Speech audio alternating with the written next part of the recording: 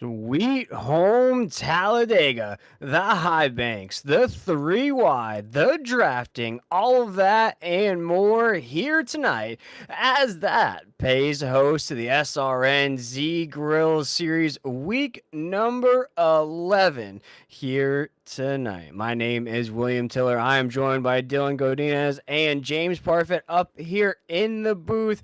Cannot wait for the high flying action as we creep up towards those playoff races. Dylan, you know about the high banks here. What are the folks at home in store for in tonight's race? Everybody wants some high flying action. This is what you're going to get. This is a wild card race. This is anybody's race. If you're down there and you need some points, this could be your perfect shot to get it, Will. And Talladega is, quite often known for some big accidents and some even bigger finishes. Yeah, we've been at Talladega here the past couple of days here in SRN. As we check out those point series, as mentioned, we just have a few more races to go here in the regular season. Right now, Dustin Montgomery holds that points lead in that 12. Tyler Justice there in that 6, just slightly behind him. And then it's wide open after that. We're looking at that cut line at around 15 or 16. Drew Basteros right there, Scott Kalal, Jim Harris, Nathan La Rosa. And as I've said all week here, Dylan, I've looked at this as a championship race for some of those drivers on that cut line. As a driver yourself, would you look at this race like that as they go to Rockingham and Phoenix to end the season? I would, honestly, because Talladega is more of like an open book. Rockingham is a very skill based racetrack. And, when you take it to a super speedway, doesn't necessarily matter where you qualify. I mean, any of these guys can take it. And if you're somebody down there like Vincent Cortez in 20th position, Bobby Anderson in 19th position, Jim Harris in 18th position in the points, this is where your playoff hopes can be brought to life.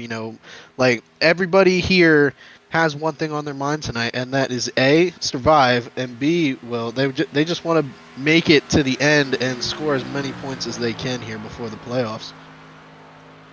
Survive indeed. As we saw in last night's race, of course, different class of vehicle. We saw the 3 wide, 4 wide racing in that race, but it's very clean, not a lot of cautions.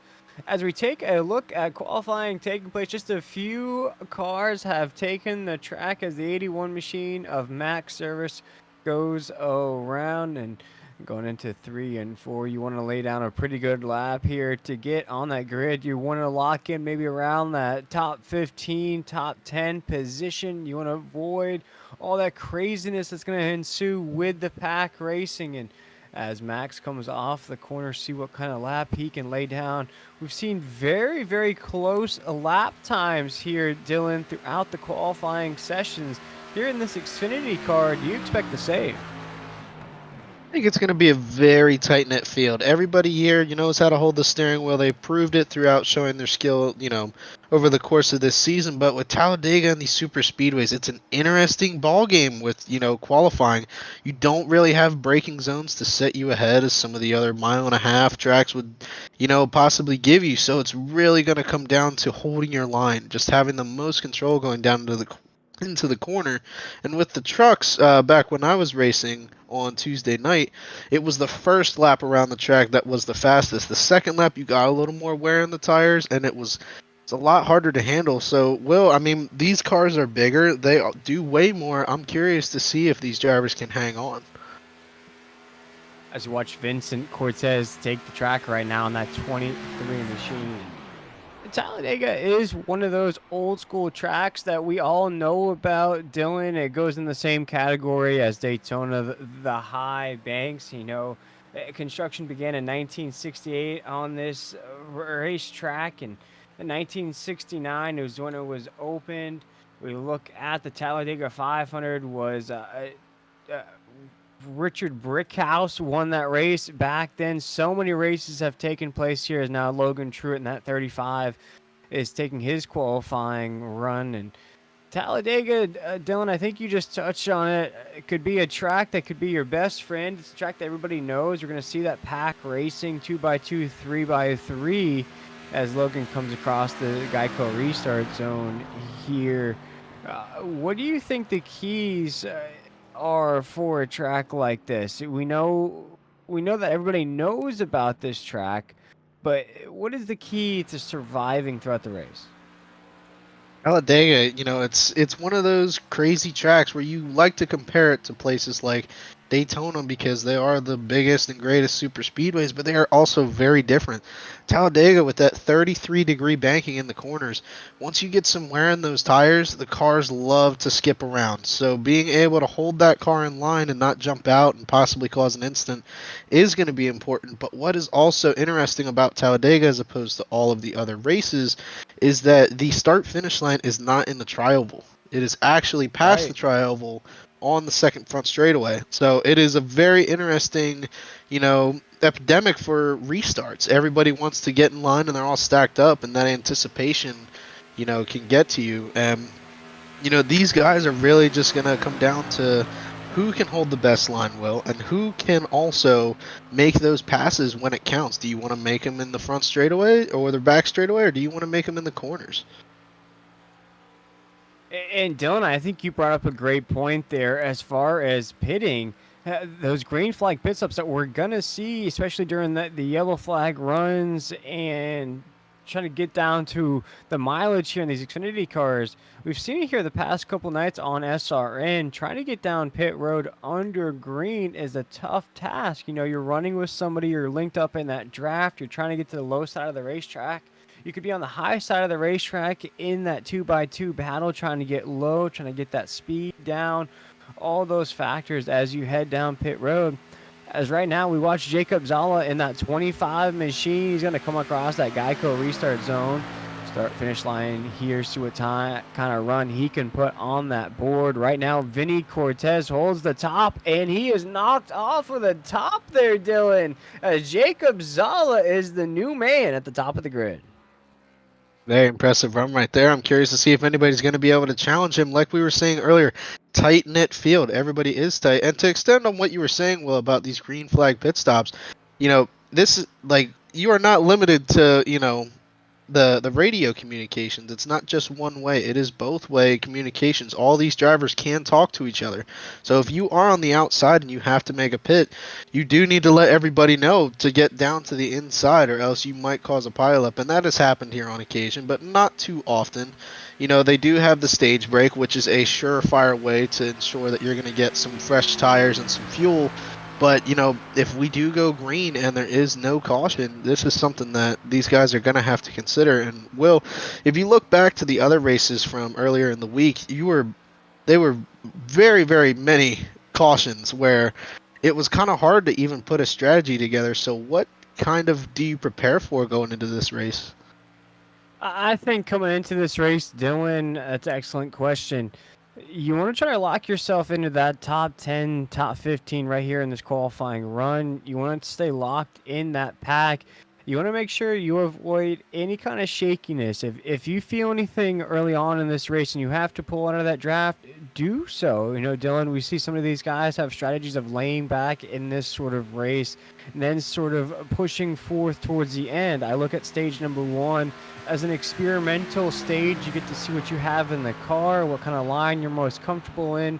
During that stage break, you get to head down pit road, make whatever adjustments, and then head to that end of the race. So I think, Dylan, you mentioned it in the beginning of this broadcast, surviving, keeping cool, keeping the damage off the car, get yourself to the end, put yourself in a position, because we know either it's going to be overtime or one of those, just those picture finishes at the end.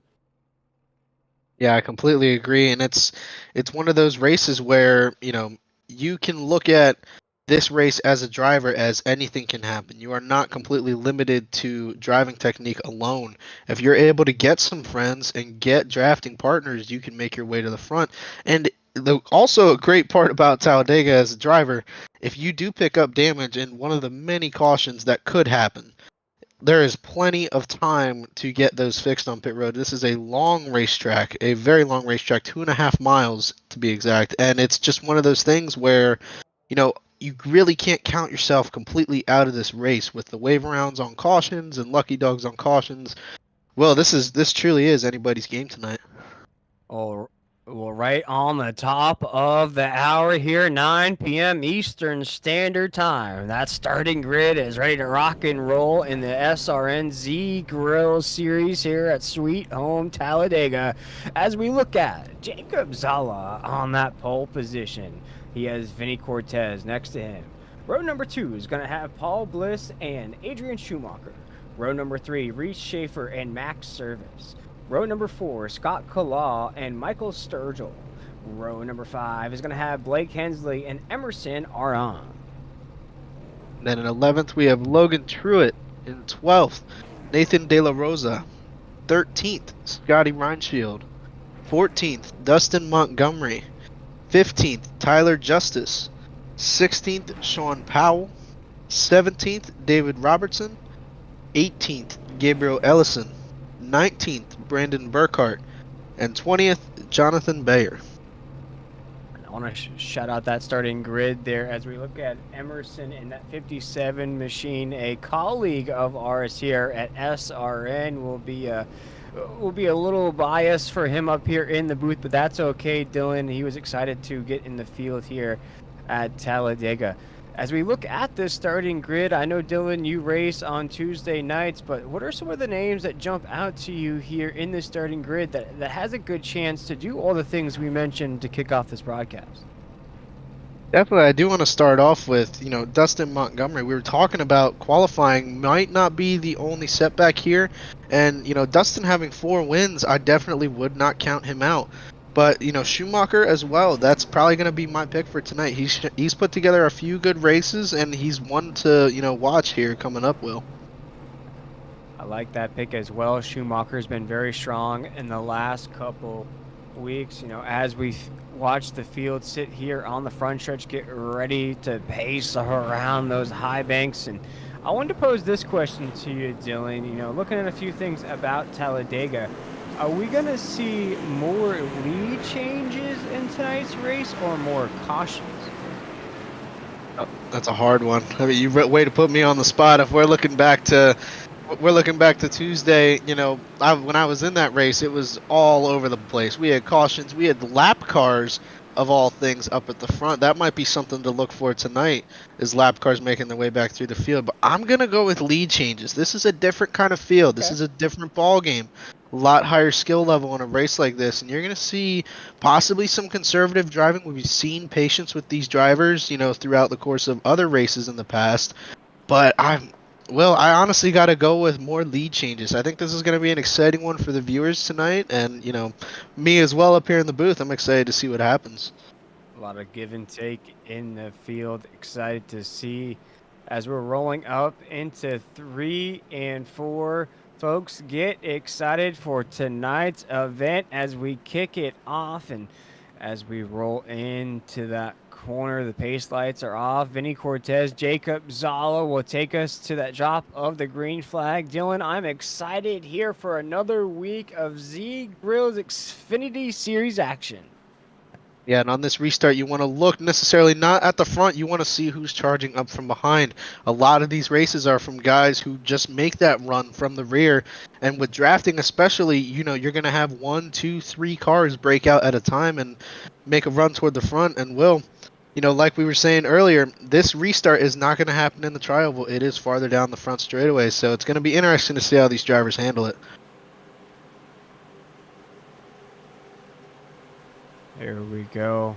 As the field is rumbling down the front stretch, Jacob Zala, Vinny Cortez down that long straightaway here as they're getting ready, warmed up through the restart zone to the green flag is waving. first past the flag stand. Into 1 and 2. Vinny Cortez leads him on the inside. Jacobs all on the outside as we watch that 23 machine lay it down there. Adrian Schumacher there. Schaefer holding it down in that 17 machine. Pretty steady so far into 1 and 2. Coming off of the corner down the backstretch here. Waiting for those Goodyear Eagles to get warmed up. Dylan, Vinny Cortez now on the top side of the racetrack. He'll take that top side into 3 and 4. Now Cortez has a few decisions to make here. Does he stay up top or does he drop down as he shuffles the 0 outside? Everybody gets stacked up here as they do collect it all. No caution. Everybody is still stacked up. You can see 3 wide here towards the back of the pack, leaving that bottom line with lots of gaps to fill, Will. And Jacob Zolla now leads that low side of the racetrack in that 25 machine. Could have been disastrous with Schumacher getting very loose in that lead pack. But as we see it there, Jacob Zolla leads the first lap in this race. Vinny Cortez is going to find some buddies on the top side of the racetrack. That 23 machine has showed early on in this race he has speed on the top side, as now they're door-to-door off of 2 here. Dylan, that 23 looks like an early contender as they're drag racing into 3. Yeah, you can see that third line might be getting something to go in here as the 3 on the outside is collected with the 12. He's got a lot of help up there. These guys are going to start shuffling. Now, on these runs, you might be able to get a run off of the corner, but you got to make sure that you can't cut down in that row below. We're still side by side up here for the front, but here comes that third lane on the outside coming into the tri-oval. These guys are all stacked up. Well, we are 3 by 3 by 3 all the way through this pack. Exactly what we love to see here at Talladega. Into 1 and 2, 3 by 3 on the racetrack. Jacobs all on the low side. Vinny Cortez in the middle. Now Sturgill looking like the man in black on the top side of the racetrack, being pushed along by that man you were talking about, Dylan Montgomery in that 12 machine. Looks like they've found some speed as Powell in that one. He's been strong the last couple weeks as well. This race is raging on as we're 3 wide for third. Dylan coming off of 4 early on in this race. Yeah, everybody's very stacked up right now, but you can see that middle line has definitely fizzled out. They don't have a lot of help. They're going to start to fall back now. And Will, as we're starting to get settled into this race, are you going to make blocking moves up here at the front? As you can see, everybody getting shuffled up almost side by side down into the tri-oval. They almost took each other out right there. This is getting close. Now, Will, do you stick with your teammate or do you make those blocks and try to keep advancing your position here? I think that question got answered right there as that 3 machine of Sturgill just threw that tail right in front of the nose of the 81 machine of Max Service. Vinny Cortez got a very nervous on the low side of the racetrack. You saw it there, got loose. Now Dustin Montgomery, he has an opportunity to link up with Sturgill instead of stay on the top side of the racetrack. We'll ride on board though with the 1 machine of Sean Powell pushing Montgomery along on the top side. This is a dangerous lane, I have to think. Dylan, it puts you in a dangerous zone if anything pops off to your left. But notice the low visibility out this windshield. He can't see much as he's looking at that rear deck lid of the car in front of him, Dustin Montgomery, and he's also looking at the line inside. Now, if he's got better visibility, better spotting, he can be able to set up some moves and make those passes. But, you know, all of this race is really out the front windshield and that rear view mirror. You know, whoever manages it the best is who's going to come out on top. But like you can see, he cannot see ahead of him. So you will see drivers start to peek down out of line, possibly get a glimpse. But Will, you know, as we've seen already, guys that are getting into each other from checking up and from taking that glance, it could result in a wreck here early on. And I absolutely love that point of view on the racetrack. Gives the folks at home just a feel of what these drivers have to go through, especially when they're 3 wide in that pack. As we come across the line, once again, Sturgill leading the way in that 14. Vinny Cortez right there as well. He is 14 on the grid on the left side of your screen, but he is Mr. 3-man in black on the racetrack. You see Max Service still pushing along there, and something's happening on the top side of the racetrack there, Dylan. Doesn't look like that third lane's finding that same momentum. Big check up there with the 85 of Paul Bliss. I was wondering if he was going to do what you were saying early in the broadcast, Will, was dropping back. You know, sometimes it can be too stressful up there, and you might not want to risk everything too early, and it is common to drop back. But it does look like he just dropped back to get some more help. He might have made some friends here pre-race, and he wants to, you know, work with some teammates and make a run up there to the top. That top line, Will, I'm with you on this one. I think it is probably the most problematic line, as you know. I can relate back to Tuesday night. I was caught up in a wreck there with a teammate of the Rolo Tony Racing, Spencer Brown, checking up, and when you're on that top line, you can get trapped up there. You know, it is very hard to avoid trouble in that high groove, as we still are 3 wide up here for the front, with the 23 down on the inside, and everybody's shuffling up here for position, Will.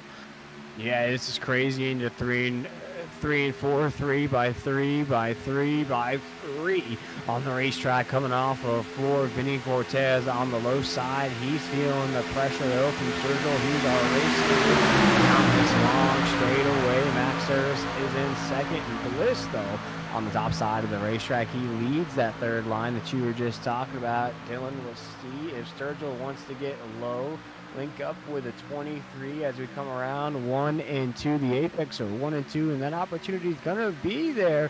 Whether or not he wants to slide down and make friends with the 23, we'll have to wait and see. Dylan, as again we are locked jammed like New York City downtown traffic into 3 and 4. Everybody is still backed up here. I mean, let's take a look down at the back. You know, Jonathan Bayer, like, he got a late start to this race. You know, he is starting from the back, and they are probably going to be picking him up here shortly, as lap cars can pose a problem here at Talladega. It's not very easy to navigate, so usually lap cars will want to get out of the way. You know, Will, I don't know about you, but if I'm at this racetrack, I'm going to want that lap car to get clean out of the way. I don't want to have to do any last-minute passing, you know, coming up to the slower cars and put me in a bad position. Yeah, we've seen some crazy stuff here on SRN, I believe, the other night. Oh, caught the wall right there. I believe somebody was loose coming off of 2. It looks like there briefly, but hey, you know, talking about lapped cars there, Dylan, we've seen lapped cars race in the mix sometimes at the end of races. I think once Jonathan Bayer gets that across the radio that the field is coming, I believe he will pull out of the way or do his best to avoid this train that's going to be raging around the racetrack and down the straightaway once again. Sturgill is now leading on that low side, made his way down there, took back service with him. Yeah, look at that middle groove. Definitely fizzled out. A lot of these guys have figured out where they like to run. A lot of these guys are also figuring out where they want to set themselves up. You know, we do have a stage break coming up here. These guys are going to want to set themselves up to not have to make too many drastic moves late here in the run. As you can see out the windshield of Michael Sturgill, we are coming up on what is going to be the first lap car of Jonathan Bayer. Now, it is not the end of the road for Bayer, though. You know, with that stage caution coming up, he will be the lucky dog getting his lap back, as we do see a lot of action up here with the 12 all over the place, now running the center of the racetrack, blocking all comers. And here comes the lap car down on the inside. Well, like we were talking, will he get out of the way and go low, or do you think he's going to put up a little bit of a fight? And he is down on the apron right there. He knew this train was rolling around the bend. Shout out to Johnny Cash, but I don't think Sturgill knew that train was coming to his right side. We were surprised up here in the booth as we were riding on board with that 3 machine, and all of a sudden, like a flash, Montgomery in that 12 appeared, and now Bliss is in that middle lane as Montgomery leads this race on the very high side of the racetrack. He's being pushed along by Rosa up there. Where did he come from? As now Montgomery's going to get slingshotted to the low side of the racetrack. Looks like he's lost though, Dylan, as the race was 3 wide there. Montgomery didn't have a lane to go to. Huge run right there. You could see how easy it was for him to get that far out, but also how fast he was caught by the cars behind. I've taken notice, some of these cars, like on the outside and the middle, these 2-car tandems are throwing me back to, you know, the car of tomorrow in the 2011, 2010 years, where, you know, you can break away with 2 cars. You don't need a long train to help you out, but these guys are proving everything that we were expecting tonight. Some very good control with these race cars, some very high skill, some very exciting passing. We've had several lead changes already, as the 12 still does hold a strong lead out front, being up 13 positions from his start. Will, I'm loving what I'm seeing out here tonight. Very great race so far. We're very clean, no caution flags yet. Dylan, that's a point that I wanted to bring up to you here. When do you start to see a little wear here in stage number 1? When do you start to see those tails wiggle just a bit? It all comes down to who is being the most aggressive, who is making the most passes. As like I mentioned earlier, our leader, the number 12 of Montgomery, up 13 positions. We've got several other guys who are big movers. Tyler Justice up 12 positions. These guys had to pass a lot of cars, and the more wheel input that you put into the steering wheel at Talladega is going to wear the front tires out, so you are going to get less turn in the corners if you try to peel it down off the top groove or go back up to the top groove. These guys could see wear as early as lap 15. And the easiest way to recognize, of who has wear in the tires, who doesn't have wear in the tires, who can hold a straight line. It doesn't seem like it'd be hard with all this space there, Talladega being one of the widest tracks on the schedule. These guys are going to start to wiggle around, and they're not going to be able to hold a line as well as they would be. And, it kind of makes you nervous as a driver seeing the person ahead of you or possibly pushing behind you, not be able to hold a straight line. Yeah, and talk about those lead changes. There is a new one on the racetrack. Now, Justice, it was Bliss just a minute ago that I was going to mention. Now, all of a sudden, Tyler Justice up 14 spots from the drop of the green flag, only 14 laps into this race. That's a position, a lap. Dylan, he is moving to the top of the grid. He has brought Bliss with him. Montgomery, though, still holding on inside of that top 5. Ryan Shields found himself inside that top 5. Meanwhile, Jacob Zala and Sturgill, who we saw battling for the lead, now struggling to stay inside the top 5, Dylan. That's unfamiliar territory for guys who are at the top. I'm also looking back here at Max Nervous. A big checkup there caused him to lose up to 10 positions. And these guys, although they are riding out back, you don't want to lose that main draft. Sometimes it is a strategic play when you can see some guys getting racy up front. You do want to back off a little bit, possibly save your run. But these guys, you don't want to get too far off. As we see the 99 up there, Scotty Reinshield going up there, making a pass, going down low to try to block. This is starting to get dicey. These guys know what lap it is. Well, we are coming up to the stage break, and these guys, like we were saying, they're setting themselves up to get the most points here before the playoffs. And I believe this is a race within a race. You want these stage points with only 2 races to go in the regular season. And then, of course, you have the rest of the go here at Talladega. That's when you really want to lock it in, get that checkered flag. But Dylan, me and you both know it's the survival aspect of the high banks here at Sweet Home Talladega, and if you can get stage points here, that might be all that you get here in this race. But as we watch another battle for the lead, though, brew up between Scotty Reinshield and Justice on the high side of the racetrack. They're door to door here in 3 and 4. New leaders up here at the top of the grid. I think you're spot on, Dylan, with that lead change. Assumption is now Justice is going to be our leader down that long stretch. Justice got a huge run there on the inside, and he caught right up to the 99 of Reinshield, and he did not wait around. He went right to the outside to make that pass. As you can see, both first and second position, Tyler Justice and Jacob Zala moved down to the low line, putting a decent gap behind on the 99. You can see how fast the 99 will close up behind to fill that gap. These guys are shuffling around like crazy. You can see, we were talking about, is a big pass here attempt by Jacob Zala on the outside, trying to make that middle groove work. He was able to pick up a helping push from behind, and it is still anybody's race for position up here at the front, as the 23 back up front trying to make an appearance on the outside. Well, this is getting crazy up here. Oh, it's getting frantic. Look at that shot here on SRN. An absolutely beautiful shot as those Xfinity cars here come rumbling across that start-finish line, counting down the laps here in stage number 1. That stage break's going to happen on lap 22 as... Oh my Ooh. goodness, Dylan, we almost have a car in the wall. I was looking out back too. We were 4 wide right there for a minute as the 66 had a big checkup, almost getting into the wall. I think that tire wear is here. It has come to play, and it is giving some drivers a run for their money. Now, look, we see the 23 that was up high, and he was up there fighting for the lead, now back several positions. Well, this is getting very hectic up here, but you see the gaps in this field as well. Some of these guys have dropped back. Some of these guys are, taking a breather like, hey, we need to relax here a little bit. We've still got a few laps till the stage ends. Let's try to make something work here. Let's recollect.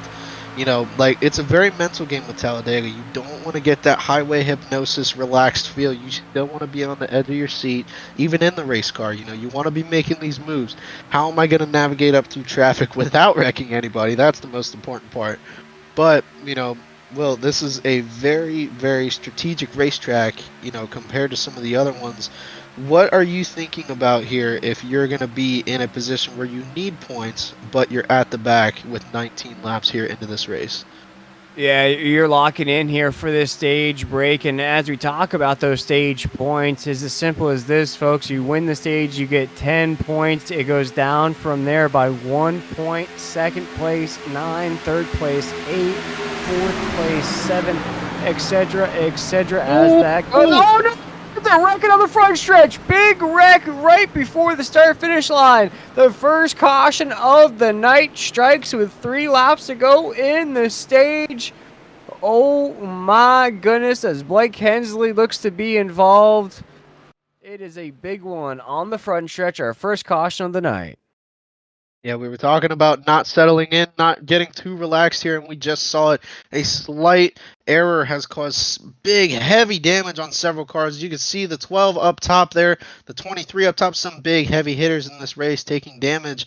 And this was something that none of us were really expecting. We were honestly waiting for a little bit of a later, appearance from the big one. I don't know if that will be the biggest that we will see tonight, but well, a lot of heavy hitters in this wreck.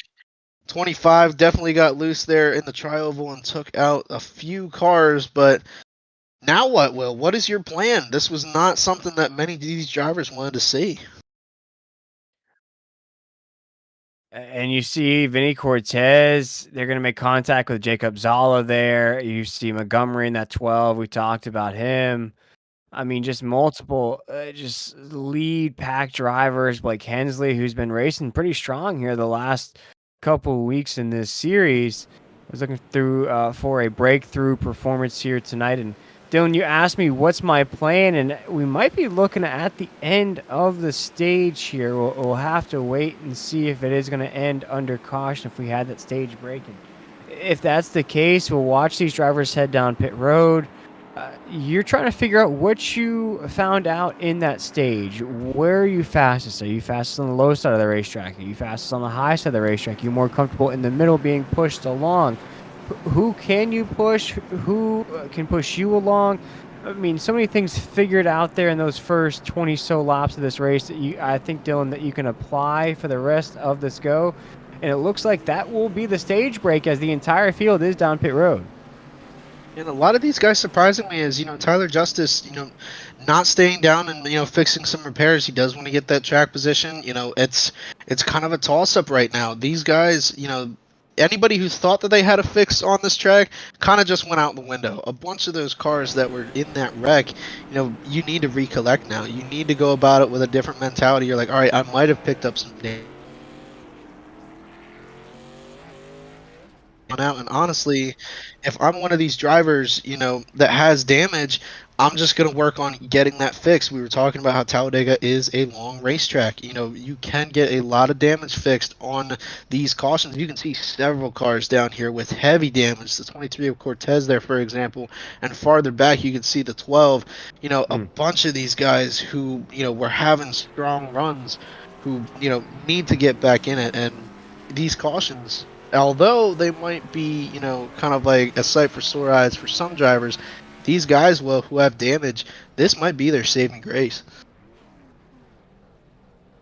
Absolutely no fast repairs in this race either for those folks tuning in to the Speed Racing Network. And For Dustin Montgomery, you talked about Dylan, one of those drivers coming in who's actually your race pick of the night. A little bit of a commentator's curse on him as that 12 sits down pit road. We'll see how my pick is doing in this race. Not seeing him up there at the top, and we'll look through the grid now. And Bliss is our race leader out of pit road, as it looks like some more guys will head down. Paul Bliss now down pit road. Tyler Justice will be our race leader in that 6. And Dylan, I've seen this 6 the last couple weeks. The performance is really looking good. You keep it together here the next 60 laps heading into those playoff races. I think this could be the championship contender, Tyler Justice. Tyler Justice definitely has, impressed us for sure. Keeping up with him and everything. 3 wins. I mean, how can you beat that?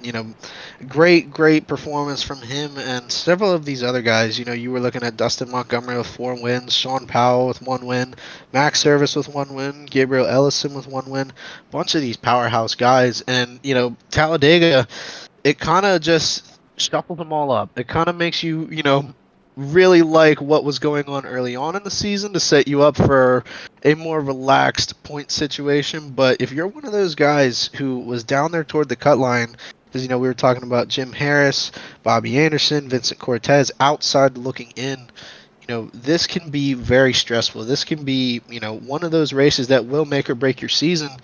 Me, for example, going into the race Tuesday night, I needed a great finish, and I was shooting for the fences there, like going for it, and I would make some crazy moves that I might not make on every ordinary weekend. I think that's starting to show here. I think that it is starting to come out of these drivers where, their point situation might motivate them to make some crazy moves, and, it's either going to work or it might get carried away. And, now that we have the short run out of the way, now we have some fresh tires, what do you think the mentality is setting in for possibly a longer run than we're used to? I think the mentality is that survival mode. I think is the word of the day here on the broadcast. Survival, maintain. You saw what happened there at the end of stage number 1 as we have a new top 10 here. Let's check it out before the drop of the green flag. We have Tyler Justice now leading the way. Scotty Reinshield in 2nd. Adrian Schumacher 3rd. Scott Khalil 4th. Nathan De La Rosa in 5th. Max Service 6th, Reese Schaefer 7th, Gabriel Ellison 8th, Sean Powell in 9th, and Michael Sturgill, who we saw at the top of the grid, now in 10th. But here we go, rumbling through the Geico restart zone. It will be Justice. It will be Reinshield across that start-finish line into the high banks of 1 and 2 as Justice prefers that low side. Reinshield on the top side of the racetrack there. Khalil right behind him. Schumacher as well, 2 by 2 as those Goodyear Eagles spread those wings and start to fly here off of corner number 2. Tyler Justice in that 6, still leading the way, Dylan, as everything is calm so far. Yeah, and you can see we are 2 by 2 by 2. And I want to point out Max Service. Remember, we were talking about him dropping back there before that caution. We were wondering if he was doing it as a cautious move or, something possibly with strategy. But he is right back up there in the mix, as we can see the 32 on the high side coming up to try to make the pass on the 99 of Reinshield. He does get that run. He is pushing away. Now will he drop down and make that block, as we've seen several drivers do? And there he goes right down there on the inside with Max Service to help him out. Once again, out this windshield, you can see not very much going on. Now, Will, if you're sitting there in that 2nd place position, are you going to try to hold your position, or are you going to wait and see what happens and try to, let everything work itself out? I think you're going to hold right here as you see the 32 machine up the hill.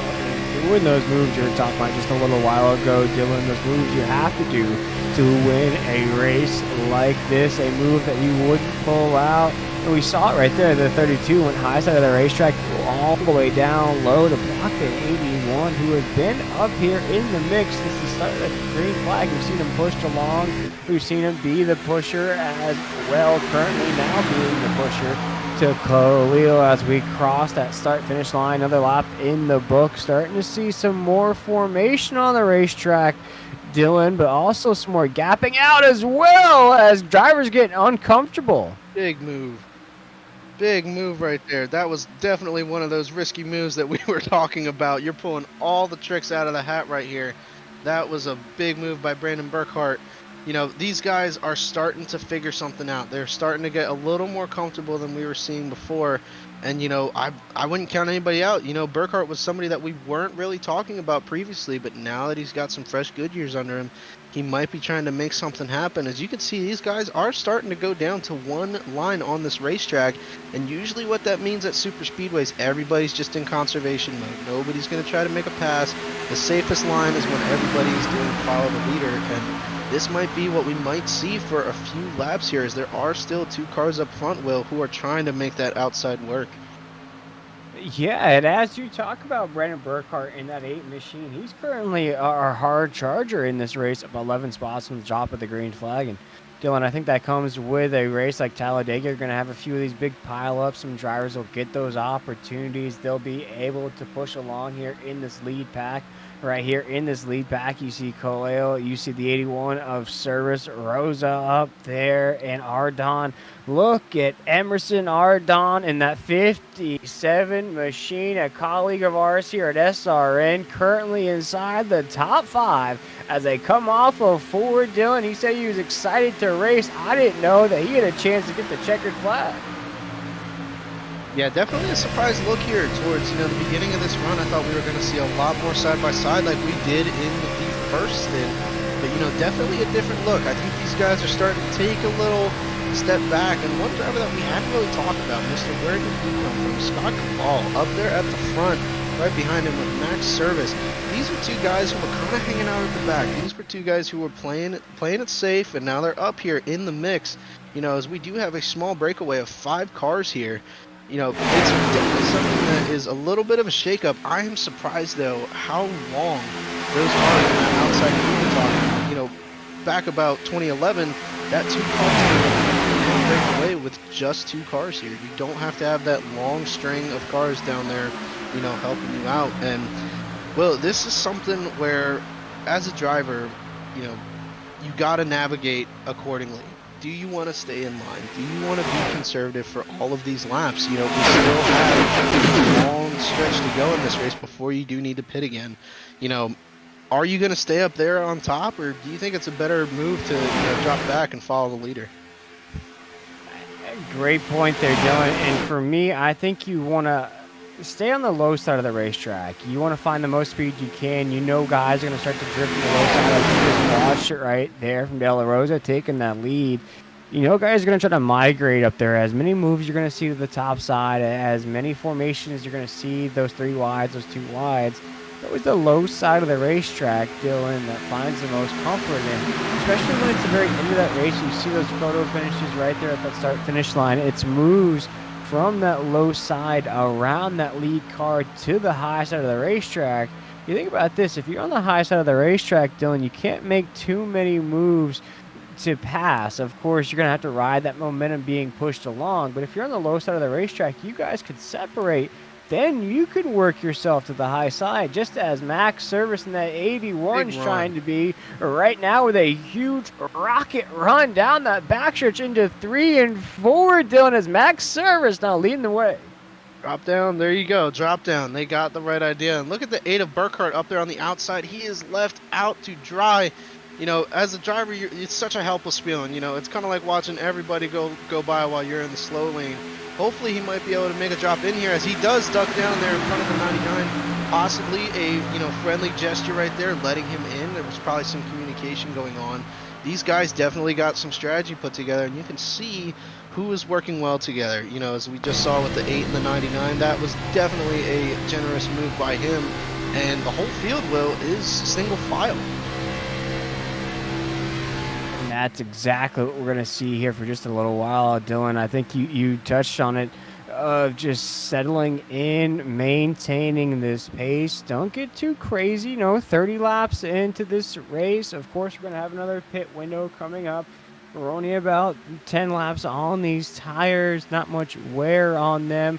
We saw them start to get a little bit loose towards the end of that run, which is around that 20-lap marker. But it is exactly as you mentioned, Dylan. It is the Nokia Snake game line all the way across the front stretch here at Talladega. And folks, if you want a shot of your favorite driver, now is the time to do so, as everybody looks like they're doing parade laps single file around 1 and 2. Yeah, everybody's still definitely settled in, but here, like, we do have a few cars that are lapped down. Paul Bliss, Adrian Schumacher, Dustin Montgomery, Blake Hensley, Vincent Cortez, Jacob Zollet, like all of these guys who were caught up in that incident earlier. You know, well, how many laps down do you think you have to get to where you could most likely look at it from a factual perspective, like, hey, I may be out of this race? I'm thinking at a race like Talladega, Dylan, and the 1 to 2 range. If you're a lap down, that's something you can overcome. You can get that lucky dog, some of those big wrecks on the racetrack. You get lucky, maybe strategize those pits. If you're looking at around 2 laps or more, which includes the 12 machine of Dustin Montgomery, it's going to be hard. I'm not saying it's impossible, Dylan. You're going to have to get some very, very lucky things to fall your way, some pitch strategies you're going to have to gamble on. You're going to have to make some uncomfortable moves. Maybe he can get to 1 lap back on the lead lap, maybe a top 15 in the race, but I think it's going to be hard if you're any more than 2 laps down. And you can see Dustin, it looks like he is making a trip down pit road. He will go another lap down. This could probably be either him calling it a night or possibly getting some more repairs. That car just might not be handling the way that he needs it to be. As we switch back up here, looking at the long line of cars, going past him on the outside. Like, it is a hopeless feeling at a track like Talladega. Once you are out there on your own, you are kind of stranded. It is not easy to make up any position and get back to that pack unless there is a caution. So, one of those drivers being stranded like that, you kind of have to, as sinister as it sounds, you're kind of hoping, like, please can I get a caution? Please can I catch that break? But with all these guys single file, well, it doesn't look like a caution is coming soon. Yeah, and Dustin is out of the race. We saw that 12 machine heading down pit road. He is going to call it a night. But good news, though, that's going to leave 2 drivers only a lap down on the racetrack, Bliss and Schumacher. Great timing with that question, because both guys could get that lap back and be back in the mix. But it is curious to see Bliss a lap down, who we saw battling for the lead there at the end of stage number 1. Yeah, Paul Bliss and Adrian Schumacher both 1 lap down. Those are guys that we're definitely going to look at for, possibly a chance to make it back here on the lead lap. And all of these guys single file here. As we were watching, I did notice the 8 of Burkhart did make a 1-car move to the outside, and it doesn't seem like he was, it was too much of a favorable decision, because he has no help. Like, he is out there trying to pull a side draft off of these cars. He is one of those drivers where we're looking at this and he is definitely aggressive. He is sitting up there, though, in the 12th position in points. He does have a little bit of breathing room here to make some of these moves, but it does kind of make you scratch your head. Well, what's his plan? Exactly. As the field comes across that start-finish line into 1 and 2, again, single file here at the high banks of Talladega. And Dylan, you asked me what his plan is. I'm not sure here, and I wanted to ask, what are the disadvantages? We all love to see 3 wide, 2 wide racing here at Talladega. It brings our broadcaster voices out a little bit more, but what are the disadvantages of this single file race that we're seeing here? We talk about the overheating of the engine, the oil pressure, all those things, but as we watch this race play out now here on lap 35, what's the disadvantage of a race like this? Disadvantage of a race like this is, as we see a bunch of people fan off and coming down to pit road. Very unexpected move right there, as they do navigate it beautifully. It's quite a bit of lockups there. Almost taking out a few cars right there. We saw the 8 of Burkhart. We saw, definitely getting a little bit choked up here. Maybe that was the plan. Maybe he was just trying to situate himself in a position to get a few more track position. This definitely seems like a team call here, though, Will. Definitely a great move on their part, because not only did they pit well together, they're also going to come out and they are going to have some drafting help, so they're not going to fall behind as much as we've seen some of the other cars. But now that they pitted, do you follow suit? I think you have to. I think you have to head down pit road as soon as possible, or you're playing the long game here in this run and hoping for a late race caution. A watch here as Max Service, our race leader, comes off of 4. Will he head down pit road? We'll wait here as we pass the entry. No, nobody in this pack heads down here, Dylan, as we're coming across that Geico restart zone into that start finish line into 1. Max Server still leading the way with 49 laps to go. Has Emerson Ardon right behind him. Nathan Della Rosa in 3rd. Khalil in 4th. And Robinson is our top 5 as they come off of 2. Dylan, how many more laps can this lead pack stay out? Definitely a big question there. We're all asking ourselves is when is this move going to happen? How much of a gamble was that actually for those guys that pitted? Now, they are going to take that risk, though, of going a lap down if they can't get themselves orchestrated here. And this 81 of Max Service leading the field around, if they do get a good enough run and catch back up, you might see some struggles back there with the Aiden Burkhart and that whole pack. You know, a bunch of guys staying out here still. I could expect to see some guys coming in here within the next 10 laps. 48 laps to go here at Sweet Home Talladega. We have a heated battle going on the racetrack as guys are pitting, guys are staying out. This is that point in the race we described to kick off the broadcast. These are those green flag pit stops. This is where the majority of the race will come down to. Can you strategize correctly? Did you push it long enough? Do you have enough to get to the end as we check out Sean Powell in that 1 machine, currently in that 11th spot. And you see him coming around in that 11th spot. And the last time down pit road for the 1 was on lap 35, so currently has the freshest equipment on the racetrack, Dylan. Yeah, some fresh equipment, but like we were saying, as he's trying to get some help here from behind, you know, pitting with some extra cars will help you get a little bit of a draft advantage as opposed to somebody who pits by themselves. But you are so separated from that pack. Now, once everybody else in that pack gets pitted, the chances are they all are going to come down as a big group, so they will be faster. You know, I'm curious to see how this is going to shake out. Well, this is one of those moves in this race. It's either going to make you or it's going to break you, and these guys definitely were on the gambling side of this whole shakeup. And one thing to watch out for as we await this pack to head down pit road, will we see what we saw last time, Dylan, as this big group of teammates tried to head down?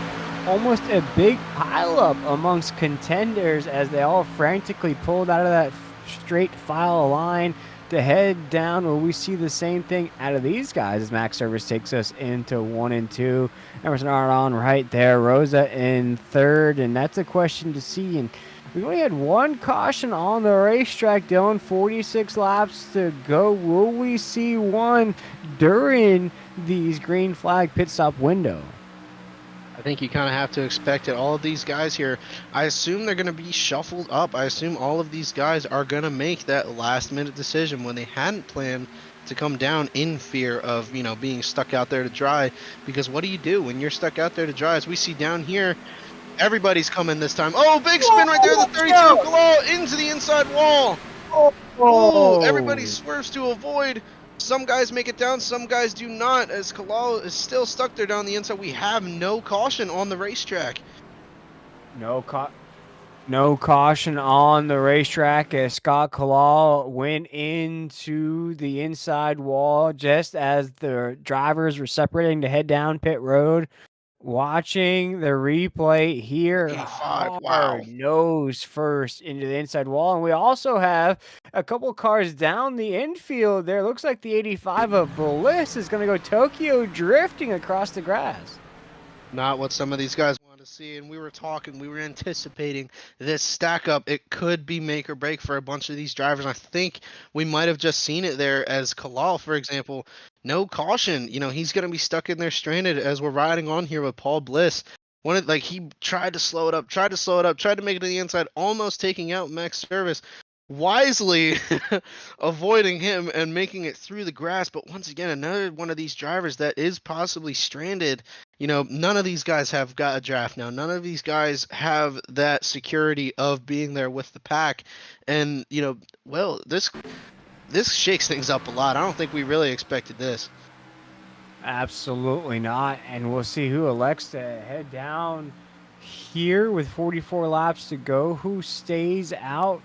Who's going to be in this lead pack? But right now, we're green flag racing. Gabriel Ellison is still leading the way. Sturgill right there. Truett, Beyer, Robinson. It's a whole different mess of crew now inside of that top five. Dylan, names we haven't even called out yet, with the exception of Sturgill.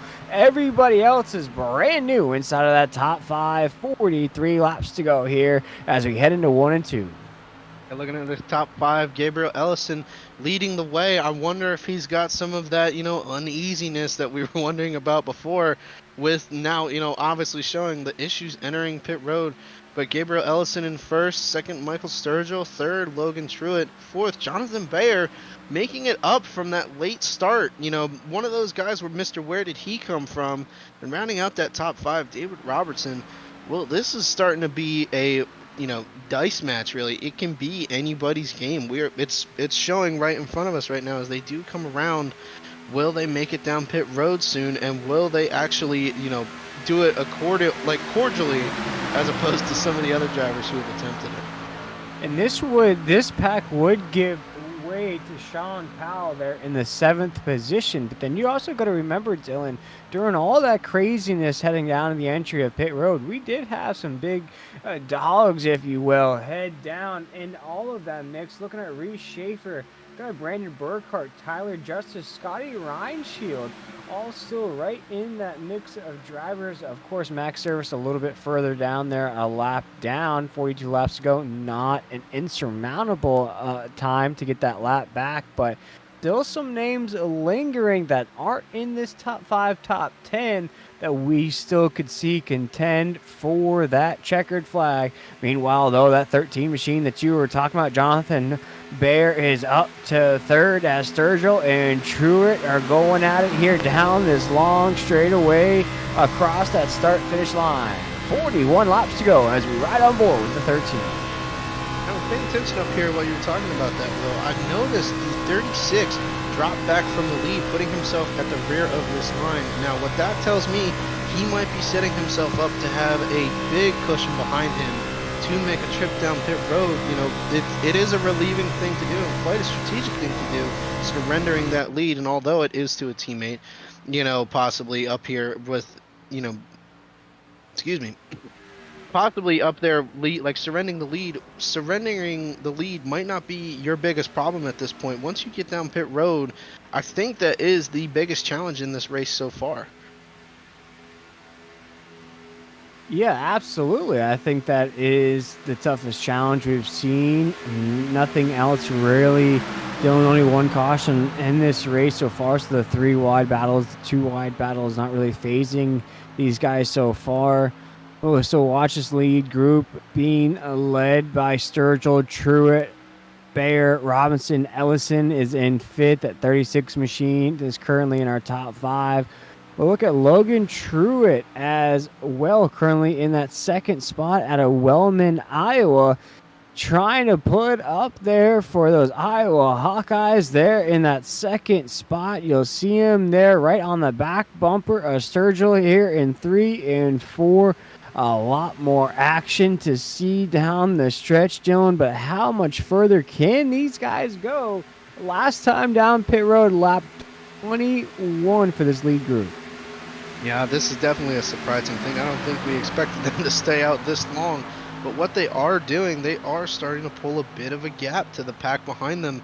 Maybe they're just trying to give themselves as much of a cushion as possible.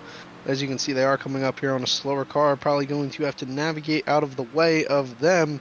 But definitely a big shakeup. We were talking about, was that a good move earlier with those few cars pitting so early? But, the one of Powell up there in 6th position, Burkhart there in 9th. Bunch of these guys, following up, and a bunch of these guys, we currently have, two packs of cars, two big packs of cars split up across this racetrack. I wonder if they're going to be able to join back up here before the end, Will. I don't know, though, considering how far away they are. They are almost a full straightaway away from each other. Without a caution, we might see these two packs just stay split apart the remainder of this run. That's an excellent point there, Dylan. But in the midst of all of that, I'm watching a very fast car on the racetrack, a name that we sort of called out here a few times. I'm watching the 8 machine of Brandon Burkhart. Last time by on the racetrack ran a 51.58 lap time there. He also holds a very fast lap time there, 50.19 is the fastest lap time for him in this race. Last time by there, just updated 50.942. Finds himself just in that top range of cars on the track. Currently, though, in that 9th spot is in those mix of drivers, Dylan, you were just talking about, hoping for these two groups to come back together. Yeah, although they are in a good position on the grid, it kind of might tie you down being separated from this pack. This is the second pack of cars there behind the big main group. This does set you back. This is a roadblock. You might be stuck here within this small group of cars for the remainder of this run. And although it was a good strategic move and it will get you some points there toward the end, it might have taken you out of contention for this win, but with lap times like that, you can see these guys aren't settling down here. They are still going for it. They are pushing, as the little bit of a gap there shows in front of the 8 of Burkhart. They'll probably tuck that up here with some help from the behind in the 81 of Max. But these guys definitely, I wouldn't consider them out of this race yet from how eventful everything has gone tonight, Will. Anything can happen, and I'm curious if anything will happen in terms of a surprise caution. Waiting for that caution here. 36 laps to go. Coming off a corner. Number 4, Sturgill still leading the way. We're keeping an eye out on this second pack. That's still being led by Powell in that 6th position. He leads that second pack of Ryan Shield, Justice Burkhart. Emerson Ardon is right there as well in that 57 machine. That's our top 10. We're virtually split down the middle. Dylan, top 5 is up there, and then our next 5 are in this second group here. 36 laps to go, waiting for that top group to head down pit road. Last time down pit road for them was lap 21, and Dylan, as the second group heads into 3 and 4, my question to you, it's a curious question here. It's a little bit of a conspiracy theory. Would you ever have a teammate stay out on the racetrack just to have somebody out? And would you have somebody pit early so you have 2 drivers on the same team, maybe splitting those strategies that we see?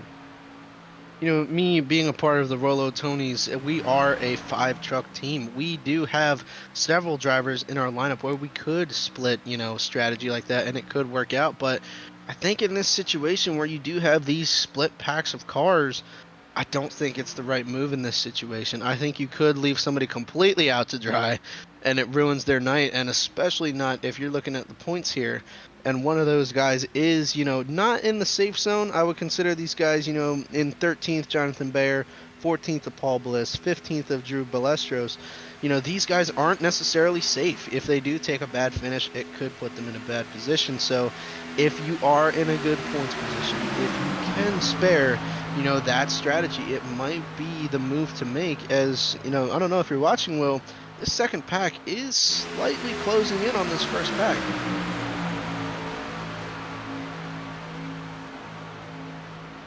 Yeah, they're pulling about 2 seconds a lap. This second pack is on that lead pack, led by Sturgill in that 3 machine. He's registered as a 14 on that scoring pylon, but brought out the man in black's number for this Xfinity race. Sean Powell, he's been coming on strong the last couple weeks, Dylan.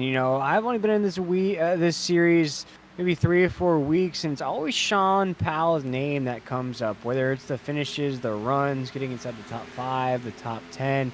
His name lingers always at the finishes of these races. Now, right here, Dylan, once everything shakes out, he's going to find himself in that penthouse position with a chance to win this race. That big number one looking like Max Verstappen out there leading this pack around. He's doing a great job of leading everybody, and he's definitely motivating the pace here. You know, the guy in front always gives you something to chase. So if he is able to hold a line, able to get everybody in a groove and, get everybody pushing, there is a common ground there as these guys can see that front pack out their windshield. You want to talk about motivation, Will? I don't know what more motivation you need than that. Do you think, Dylan, that the Jaws theme song is playing in the background? You just start to hear that dun, dun, dun, dun, dun, dun, as that second group is charging. And you can see on your screen, folks, you're watching along with us here on the Speed Racing Network, that live track map on the right-hand corner of your screen. You can see that first group and that second group and how fast that second group is coming. First group into 1 and 2, and here comes that second group into 1 and 2 as well. It's that close with 32 laps to go. They might catch him before they even get a chance to head down pit road. Yeah, if you're Sean Powell right now, you're saying, give me a push, boys. Come on, we can get there. But what is important to keep in mind, you are catching them. Don't get sloppy. You guys have made it this far. You are gaining fast. I expect these guys, once they get up here, to go straight for that high groove and try to power by on the outside. But, well, they've made it this far. The strategy is starting to work out. What's your plan when you get up here? Do you stick with your buddies or do you go off? Down. And then they come down pit road right now as we are speaking.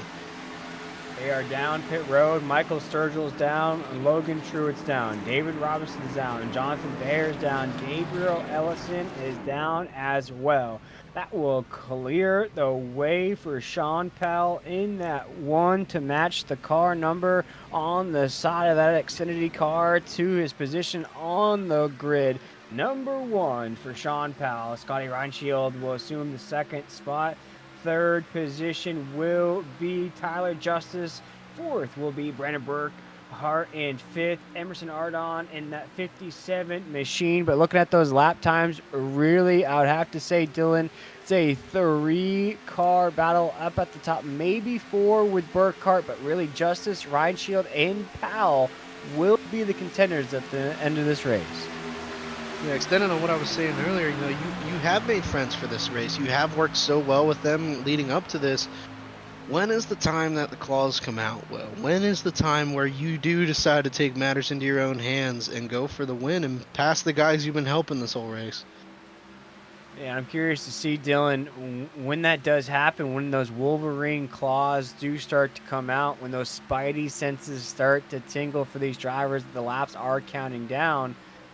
Does that cause a caution flag? And if so, you're looking at some guys that are going to have super fast good people that are going to be now bunched up with this lead pack. You're looking at guys who just headed down, Michael Sturgill, David Robinson, Logan Truett, is very fast in this race. We watched Scotty Reinshield. He is not comfortable in that second spot, right on the back bumper of Sean Powell.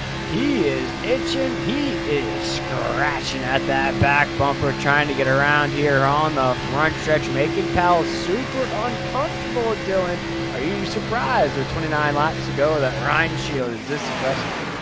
I am surprised, but, if you do look back, these guys have been at this for a good amount of time now. These guys have been way back here when we started covering this green flag run, and, looking at this, you are going to get antsy. We were talking about when are the claws going to come out, and when he does decide to go for that pass, will anybody go with it? We did see the Ada Burkhart. He was able to make that outside line work, but he was not able to complete that pass. You kind of get stuck out there. It's like a wall of air. These cars, when they're in line together, the air is flowing over them, the draft is in effect, so you are able to get that extra horsepower that you need. But, like I was saying, Will, these guys, once they start to make that, jump to the outside and do attempt to make that pass, who's going to go with them? We'll have to see here. Does Reinshield pull out in that second spot? Does Justice pull out? Does Burkhart follow Justice? We look at all those liquid Molly machines, the leading in the top 3 of the grid, and they're just going to be blockers up there. Burkhart's going to have a tough job trying to get around anybody up there. If he tries to go to the outside, I'm sure Justice will go up there, throw that block. But we look at Reinshield. You talk about trying to work together. The 99 keeps getting very aggressive, and he'll pull off and go off into the apron. Something's wrong with that 99 there in 3 and 4, Dylan. Possibly some wear in the tires. Remember, we were talking about wiggling about, and he was not able to hold the line.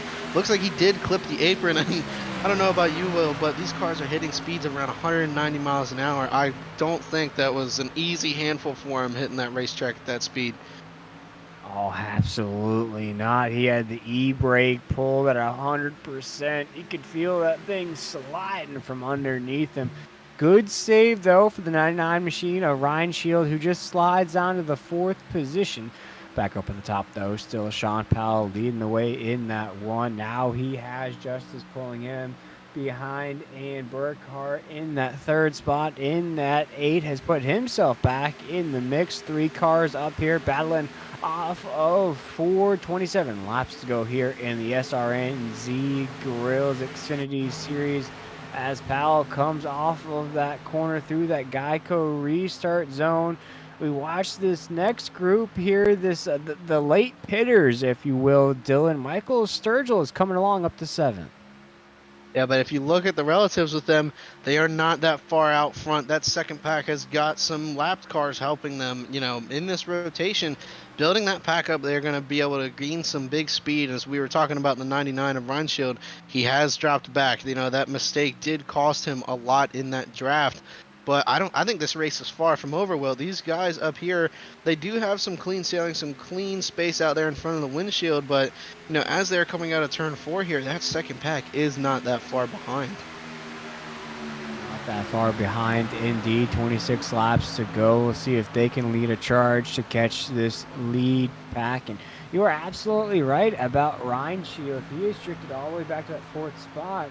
You say, okay, he is still inside the top 5. He's now 5 seconds off of the pace of that pack he was racing with Dylan. An absolutely disastrous mistake there from the 99. Finds himself in absolute no man's land. There's nobody behind him, nobody in front of him. Still inside the top 5, Dylan, but not in the spot he wants to be.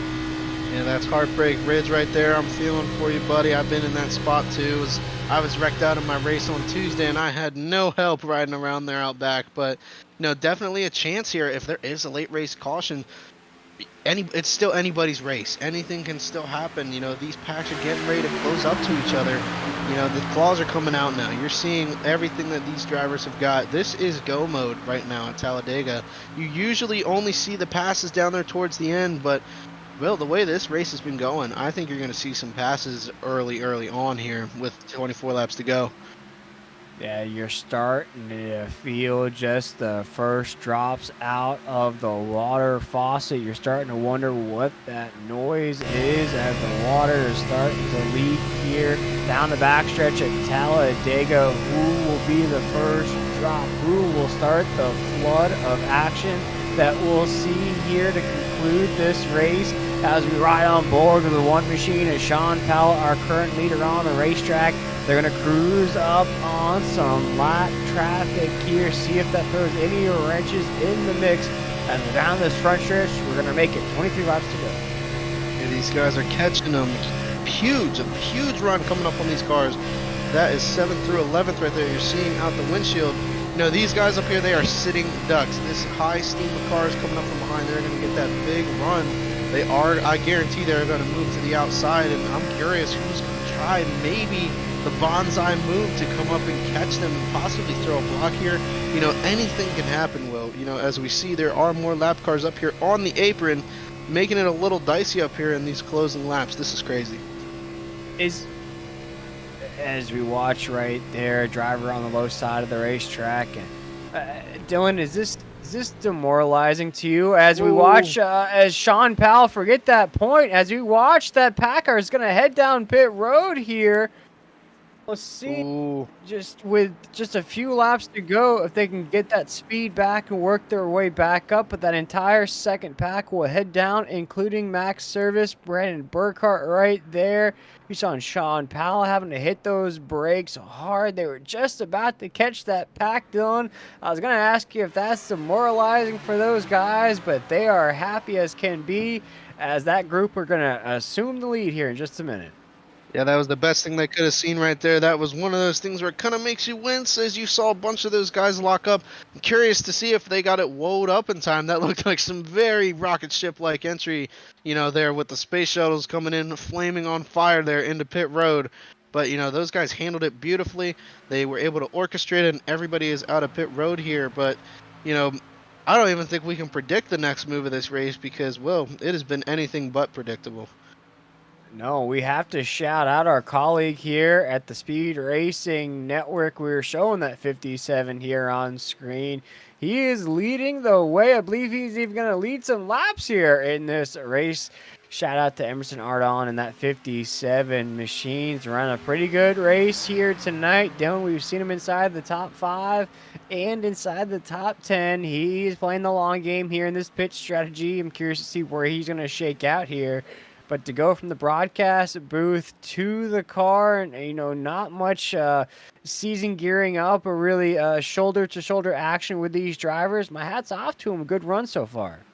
Yeah, you always like to see. I like rooting for the underdog, man. Like it's always cool to see, especially one of our own, coming up here and putting on a show for everybody. Not necessarily in the booth, but on the racetrack. It's something cool to see. It's something I like doing as a driver myself. But you know, that's what I like about Talladega. It gives everybody a chance to shine. It gives everybody, equal. It's an equal playing field. As he does duck down here onto pit road, swinging way out to make sure that he gets away from the 17 as he comes down pit road. Emerson Arden, you know, it is anybody's game at Talladega. Anybody can make a run here. Anybody can surprise us, as we have seen tonight. Will surprises all over this racetrack.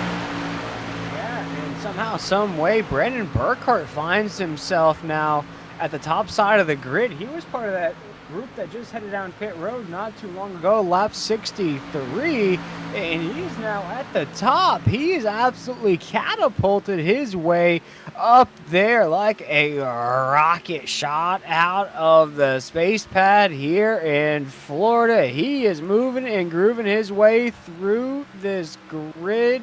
Dylan, I don't know how he did it. Call him Cal Naughton, the magic man here at Talladega, making moves now at the top of the grid. Yeah, he's looking more like Maverick out there with some of those bonsai-looking moves I've seen him pull tonight. Definitely a surprise driver in this whole mix. As you can see, he is just tucked up there with a pack of 2 other cars, as the one of Powell does close behind. Does put a bit of a wrench in things as, what's going to be the plan here, as he does have an impressive split to the driver behind.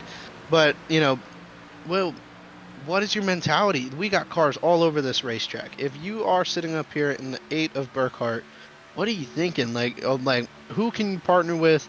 What is your strategy, coming here with 19 laps to go? What do you do?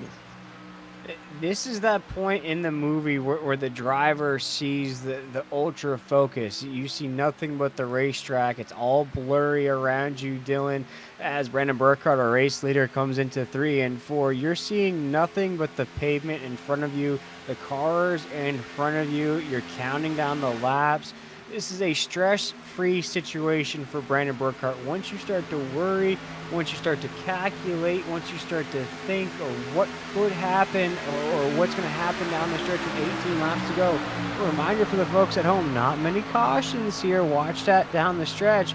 Brandon Burkhart doesn't want a caution. You stay calm where you're at. You lay low. You don't press anything too much, Dylan. I think you get that checkered flag if you're the 8. Look at the 99 of Scotty Reinshield there running in the 2nd position. We were worried about him when he lost that draft.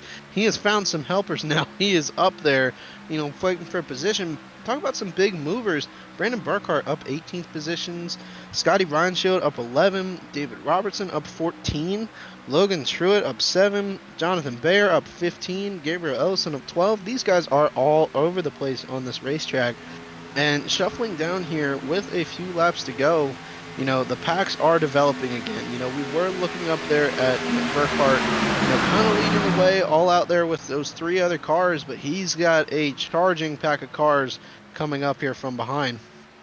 Oh, he loves what he has on his hands right here, Dylan. He has some lap cars he can play with to play as blockers, to play as friends in this situation. He's not all by himself. We saw what happened with the 99 machine of Scotty Reinshield, and he got left all by himself. Lost so much speed, lost so much pace, couldn't find anything on the racetrack. He slid, but now he's up to third again. But for Burkhardt, you have these three cars whose chances may be done in this race, Dylan, who now you can use your best friends. You almost have another race on your hands with guys who aren't really racing you for the checkered flag. Yeah, I saw this on Tuesday night when I was up there racing for the lead. I was in second position as there were 3 lap cars ahead of me. Same case here, but if you look at it, these guys are doing a race within a race. These guys are trying to stay the first car 1 lap down in case there is that caution. They can get the lucky dog. They can get their lap back. So I don't know if Burkhardt's really in clean sailing here. These guys seem like they are all about racing as they are making passes left and right. And I'm still looking at that pack there, behind 16 laps to go. Will, is the gap too big or are they going to close? I think at this point it's starting to creep up into that territory of insurmountable. You're looking at a gap of almost 13 seconds. He's definitely using these lapped cars to his advantage. He has found a wagon to hitch his buggy to. He is moving and grooving here with these guys. And some of these guys were leaders in this race, top 5 contenders, podium contenders as well. Powell, Bliss, Service right there. Burkhardt finds these guys who had strong cars throughout this race. Maybe strategy's not paying off here at the end. And now working with some of these strong guys into 3 and 4, 15 laps to go. This is the way you want it, Dylan. You come out of those pit stops, you have some guys to link up with, and you're sailing to the end. Hey, what is making me nervous, though, is all of this shuffling. These guys are not being as streamlined as they could be. If your goal is to run away from that main pack of cars, we have seen the 2-car tandems work, but how effective are they actually going to be? I mean, these guys aren't just cruising. They're racing. This is racing here on the Speed Racing Network with the Z-Grill Series. All of these guys have something to fight for. All of these guys want to make, the best finish that they can. Nobody's out of this race, up here. I don't care if you're 1 lap down or, even 2 laps down with, the 85 of Paul Bliss. These guys are fighting for it. It just shows you how much passion these drivers have, Will, for all of the things going on here on track.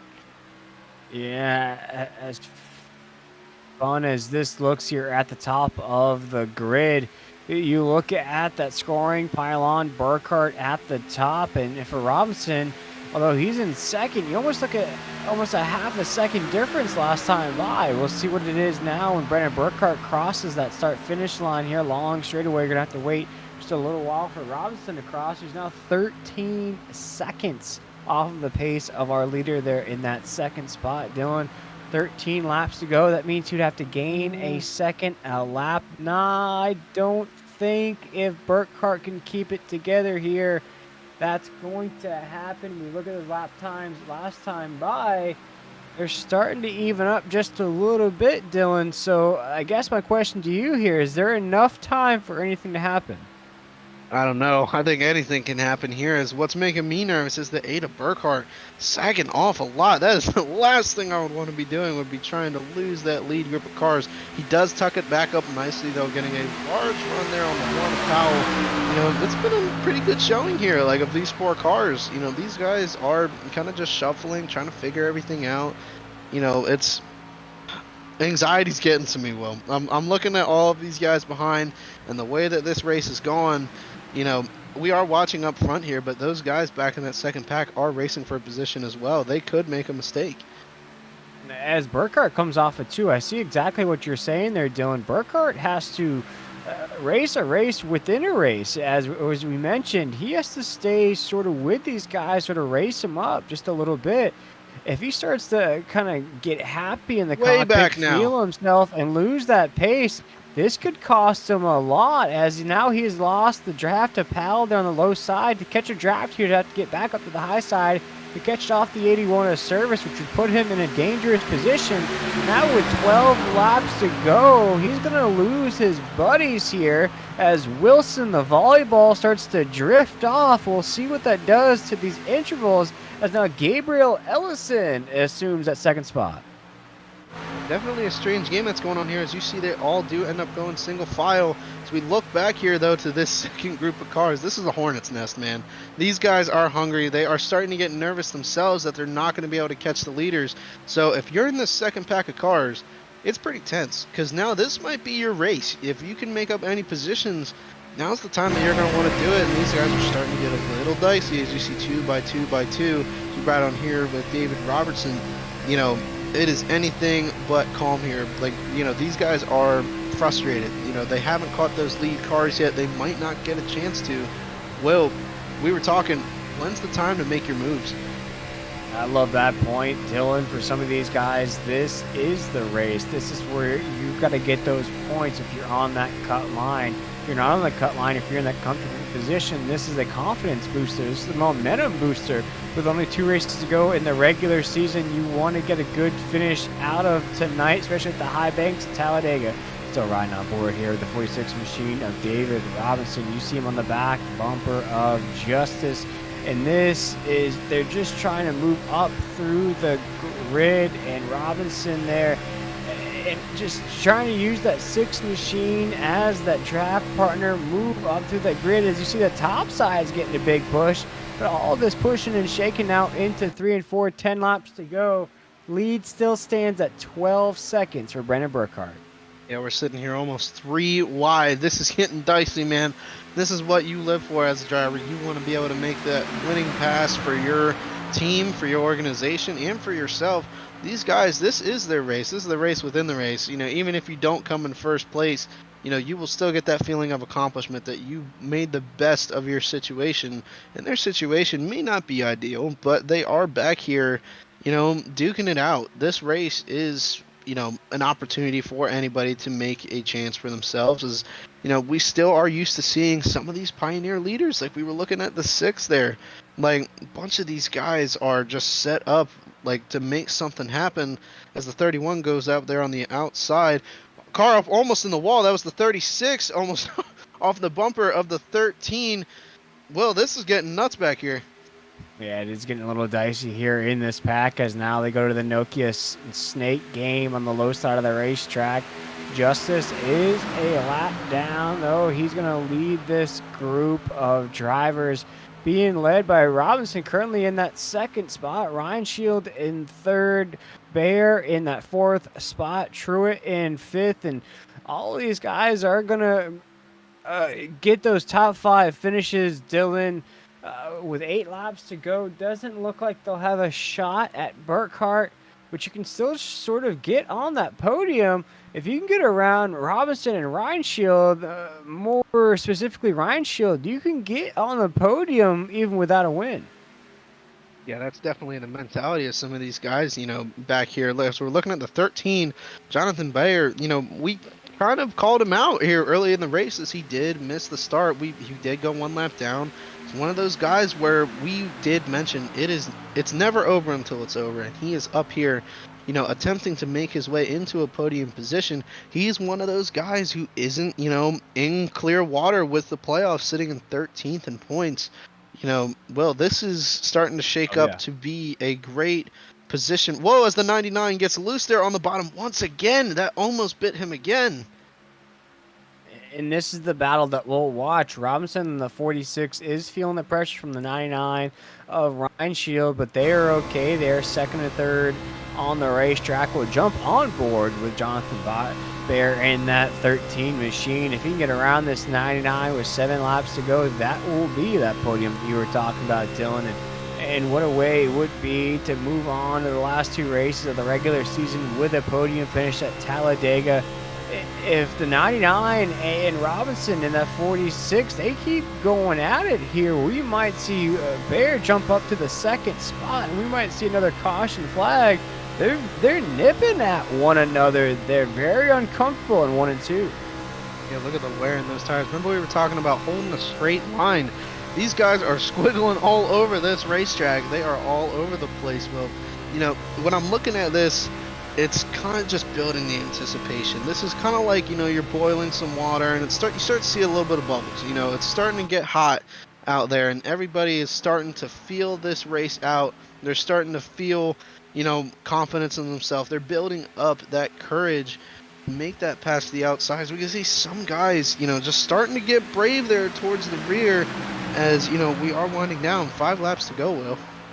5 laps to go here in the SRN Z Grills Xfinity Series from Talladega. And we watch now Brandon Burkhart has a 14-second lead on this pack that's on your screen. These drivers racing it down for a podium finish, but we'll check in with our race leader, Brandon Burkhart, who is just racing his own race at this point. Dylan, coming off of corner number 4, he's going to get the 4 to go down the front stretch here, and I'm just going to be excited to talk to him here in that victory lane interview and see how he was able to pull that move off. It was a pit road strategy that just catapulted the 8 to the top of the grid, and once he got up there, Dylan, he checked out on everybody.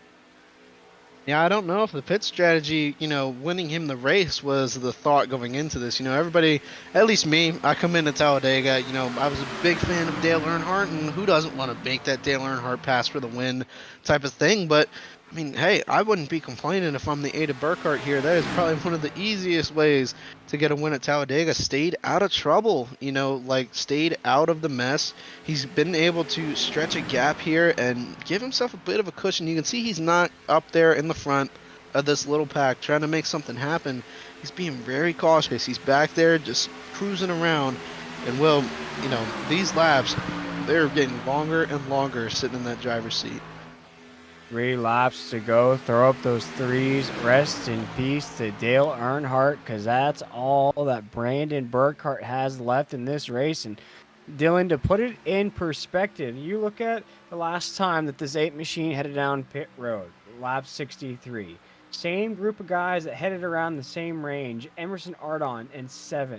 Reese Schaefer headed down lap 65 in 8th. You look at Sean Powell, 63, same lap as Brandon Burkhart. He's down in the 9th position. Max Service, lap 62 in 10th. Those guys nowhere near the 8 machine of Brandon Burkhart, who somehow, someway comes out of that group that waited late to pit and is just checked out on all those other guys now by over 13 seconds with 2 laps to go. Yeah, the stars definitely aligned for him in this race. This was one of those things where you don't plan this up. You don't plan a 14-second lead off of second place. That's one of those things that is unheard of. But heck, he will not be. Yeah, especially at Talladega, he will not be complaining about this one. As I'm curious, as we look at these laps closing down, this pack that we were talking about behind shaken up as these guys are trying to make some position jumps, and these guys are shuffling all over the place here, getting ready to make those possibly last chance passes, Will. Yeah, his new Gabriel Ellison now inside that podium. Truett up there. Jonathan Bayer still in that 4th spot. We'll see how this plays out coming off of the corner. You see Gabriel Ellison there in that 36 machine. This is going to get dicey here on the final lap of the SRN Z Grill Series from Sweet Home Talladega. We'll stay locked in this battle for the podium as Brandon Burkhart is making his dinner reservations with a 12-second lead. We'll see who can get a podium out of this race through the apex of 1 and 2, Dylan. We'll see who wants to pull out first. Everybody stays pretty cordial down there on the bottom. I'm expecting to see, as you can see, the 46 jumps out there. Everybody is all over the place back here, but it's clean sailing for that 8 up there of Burkhart coming out of turn 4, coming to that checkered flag. He is all there by himself. This is the best thing he can see as he is coming through the tri-oval here, all the way down and crosses that line. He is the winner here tonight.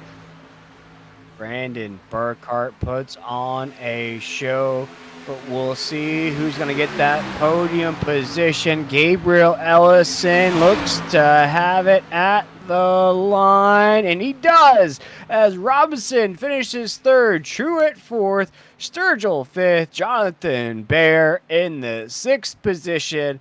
Our podium is finalized at the line. Dylan, a photo finish for a podium What a race to the line as we were checking in on that podium, but what a just performance, what a master class, and we'll watch this race coming off of 4 once again. And folks, Brandon Burkhart wins the race, but we mentioned it, Dylan. This is a race for a podium finish, which is going to come in handy down the stretch. Oh yeah, for sure. And you can see these guys as they go 3 wide through the tri-oval. It was game on from the time that they got out of turn 4. This was the chance to make it. As you can see, we are coming down here to the line. Everybody's side by side. You're just hoping that all those horses are in gear. You are trying to get everything out of it. And as a driver in this situation, pat yourself on the back. You made it to the line. No incidents here, no wrecking across. As you can see, the 36 takes it first. What a drive there by Gabriel Ellison. What a great drive by all these drivers tonight.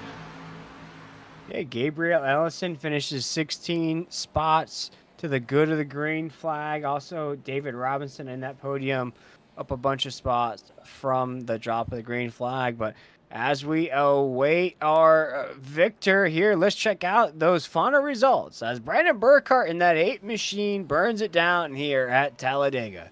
Gabriel Ellison comes home second. David Robinson third. Logan Truitt in the 4th spot.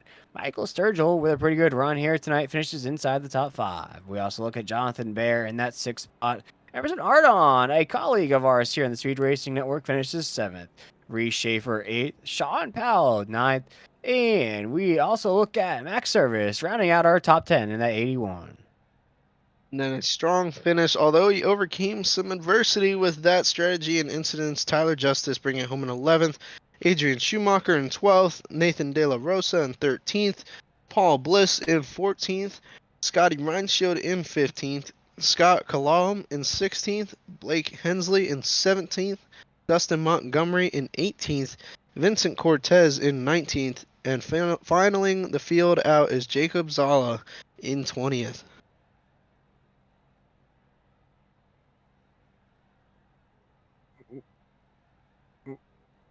What an absolute race it was here, but it looks like you are catching up though, Dylan, with a man that we just saw beat a photo finish to the line to secure that 2nd spot.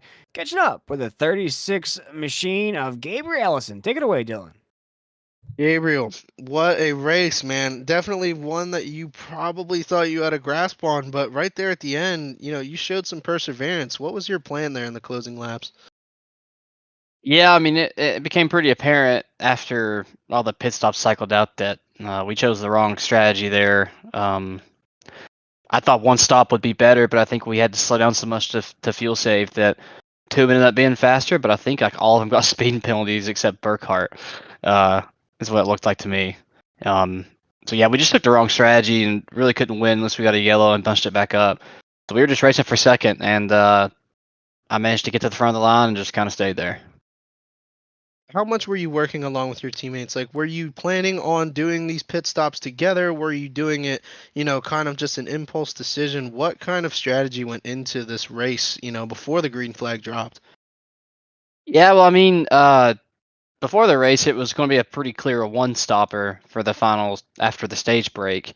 But where we had the wreck that it made the first stage, in like 3 laps early, so it made the final stage longer. So I think that's what changed it from a one stop being the best strategy to 2, because where we added those extra laps, we had to drive slower and save. So those other guys did a real good job of kind of audible and switching to 2. I think they just had some mistakes on pit road, didn't work out for them. But I mean, all in all, worked out. I got second, so I'm not going to complain. Are you going to take momentum from a, finish like this, a strong finish of second place? Are you going to take this to a different kind of ball game like Pocono next week? Yeah, I mean, completely different type of racing, but anytime you can run a 85 laps at Talladega and not have a scratch on the car, yeah, it's a pretty good feeling. So yeah, definitely some momentum for that. Awesome race tonight, man. Is there anybody that you want to thank for helping you get to victory lane here tonight? Yeah, Oh, huge I'm shout out sorry, in to. second place. I wish. Huge thanks to Club Glove on the car, as well as all the Bowler Smart and all the other JBR partners, and then huge thanks to you guys at SRN.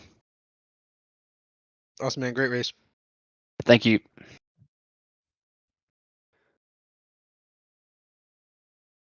That was a driver, the number 36 machine of Gabriel Ellison, but I believe we're catching up with our third place finisher, David Robinson, in that 46 machine. And David, we got the replay of that final lap going to the line, showing live on SRN. Take us through this race and what a last lap that was. Yeah, pretty wild. Clearly didn't have the right strat call. I think the phase 2 guys did, but they had some misfortune, I guess, on their pit stop. And I was just saving fuel the whole time and with the JBR guys, and we were just saving a ton of fuel to try to make it to the end. I saved enough. And I work with Ty. I'm friends with Tyler and those guys. We run a lot of open races together, and he held back. And when I jumped out to make it 2 or 3 wide, he went with me and gave me a huge push there to get me to third. So I definitely owe him one. Did you feel like, though, with the lack of cautions, and I don't think we really got a big one in this race, that it became more of a strategy-based race? I'm looking at the scoring sheet here. We're looking at maybe like 3 different strategies mixed into the field. Did you feel maybe it was a little bit more of a harder race with the lack of cautions? Yeah, and I think the stage break coming earlier because of the yellow, that's why a bunch of us came and topped off, because I was thinking the whole time, if with the fuel limit that we have, if we could possibly stretch it, and we did. I think in hindsight, obviously we were doing 52-second lap times, and the guys were doing in the 50s. So I think the wrong strat call, but got fortunate with some other other folks' misfortune. And I think it was definitely these strategy races are tough because you're trying to do the math while you're driving and figure out if we pit, how much time did we lose, what's the delta, etc. So I definitely think the early stage, hurt us by a few laps there on fuel. So that definitely played into it. Well, we saw you in that hornet's nest right there at that start-finish line. You're going to come home third here tonight. So David Robinson and David, we're going to go from these high banks to Pocono next week. How are you feeling about that transition? One of my favorite tracks for sure. I was pretty good at Indy, obviously on the wrong strat there as well. Went for the not fuel safe strat, so I seem to be picking the wrong ones. But I feel like I was one of the fastest cars at Indy, and I love Pocono as well. It's very similar, obviously. So I'm definitely looking forward to the challenge. Well, there we go. But before we let you go, David, with that podium finish, is there anybody you wanted to shout out or any sponsors you wanted to thank that put that car on that podium spot? Just everyone at Elliott Sadler Esports. Was working with my teammate Paul there, and he had a little misfortune. And then obviously shout out to Tyler with phase 2 for giving me the shove there in the last turn. So definitely thanks to him and everyone at ESE. All right, David. Well, we can't wait to see you behind the wheel of that 46 machine next week at Pocono. As you said, your favorite track. We appreciate one of you them taking the for time sure. with us here. Oh yeah, we'll have to see. Maybe that third will turn into a top position. Let's next hope. week. But we appreciate it, my man. Have a great week, and we'll see you back here Thanks next week. Yeah, appreciate you guys. Thanks. That was the driver, the number 4.